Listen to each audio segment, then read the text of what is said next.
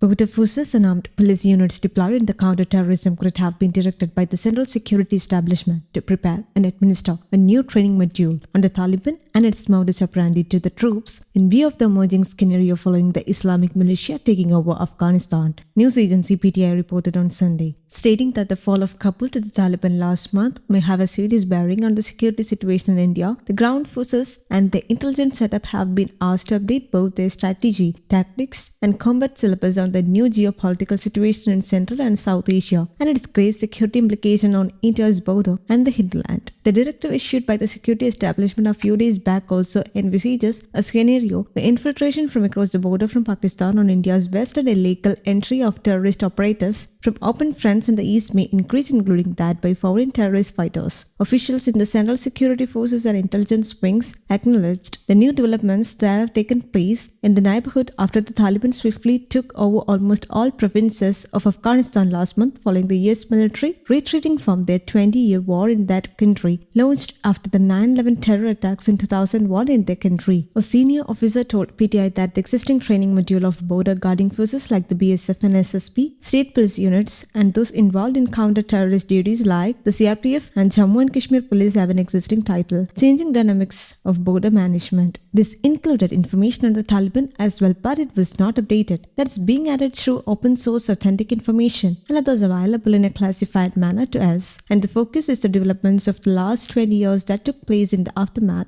of the 9/11 attacks, the officer said. The full-fledged training, intelligence and combat module on Taliban, its leadership and their modus operandi is being prepared apart from specific case studies that have taken place in that country and the region, he said. The directives have been forwarded to the central and state police forces, which have multiple levels of training centers and academics to train the personnel and officers during induction and violent service. It's very important for the last man standing at the border, a checkpost or under police jurisdiction, to know about the Taliban's history and linked activities and strategies. Senior and top commanders of the security forces may know most of the things about Afghanistan and Taliban situation, but they draw their operational strength from the troops or the constable standing on the ground. They need to be informed well. Another senior officer working in the training management division of parliamentary force told PTI. At least one such session has been conducted in two central forces post the issuance of the new directives, while a webinar for all these forces is being planned in a combined manner to be held later this month, a Union Home Ministry official told the news agency. A third officer said the leader's directions make it clear that such sessions should also be held for the troops and commanding officers on the ground during daily operational briefing sessions. In the area of deployment and case studies on the Taliban are being prepared in local and vernacular languages for the troops. The security forces are also enhancing their training quota of personnel for understanding IEDs, improvised explosive devices, and vehicle-borne IEDs. VBIEDs. IEDs remain a constant threat to the security personnel and their operations everywhere, be it